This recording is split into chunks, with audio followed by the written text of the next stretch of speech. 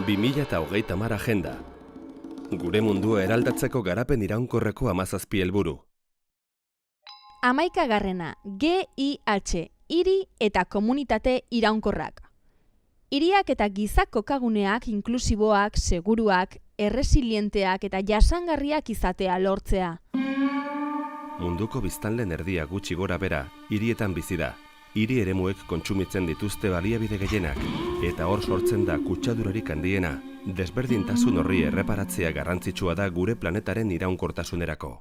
Hiri eta komunitateak iraunkorrak edo jasangarriak izan daitezen, 2030 agendak azpimarratzen du pertsona guztiak izan behar dutela aukera, bai etxebizitza eta oinarrizko zerbitzu egokiak izateko, bai berdeguneak izateko eta bai eremu publiko seguruak izateko.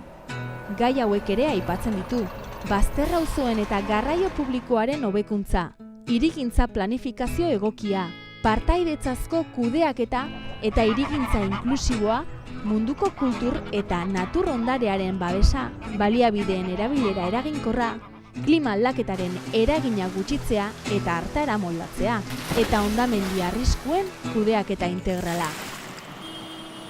Hori guztia, hirietako ingurumen inpaktua murriztuta, bereziki airearen kalitatean eta hondakinen kudeaketan, hirigunen, hiri inguruen eta landa eremuen arteko ekonomia, gizarte eta ingurumen loturak babestuta, eta zaurgarritasun egoeran daudenen, emakumeak, haurrak, desgaitasunak dituzten pertsonak eta adineko pertsonak, beharrak kontuan hartuta.